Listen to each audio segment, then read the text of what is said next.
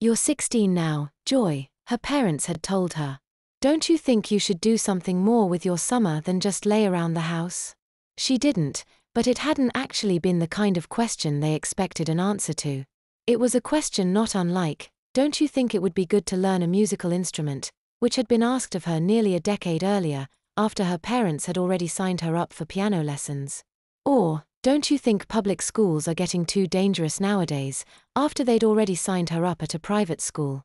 So Jolene had just mutely nodded her head, trying to hide her annoyance as she waited to hear what her parents had gotten her into this time. There wasn't much in the way of jobs in the little town they lived in, certainly nothing she would be qualified for that she'd want to do. Would she be stuck in front of the fry vats at McDonald's all summer, coming home smelling of grease and despair? Would she be at Kroger's instead, stuffing other people's groceries into bags and carting them out to their cars day in and day out? The answer, it turned out, was both better and worse than any of the possibilities that ran through her mind. Thousand Oaks Summer Camp.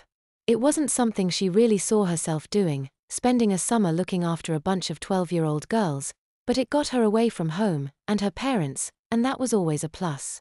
She felt awkward around the little girls for the first few days, not quite sure how to talk to them. 12 seemed so young, and sometimes they acted that way, but other times they seemed almost more mature than her. The morning of the fourth day, she'd been unable to sleep, and, not wanting to disturb the still slumbering girls in her cabin, she'd snuck into the bathroom, the light of which was kept on all the time, with the door kept just a bit cracked, and sat down on one of the toilets, propping her feet up on the stall door, and started to read. She was a bit of a bookworm. She'd been hoping to be more of one that summer, as she'd started a particularly long fantasy series as soon as she'd gotten home from the last day of class, planning on making it all the way through before school started back up again, but she was only on the fourth book. To be honest, they were already getting a bit repetitive. She had made her way through only a few pages when she heard someone else shuffle their way into the bathroom. She didn't think much of it until she saw a pair of small, flip-flop-clad feet make their way past the door in front of her once, and then twice, not going into the stall on either side until they had done so.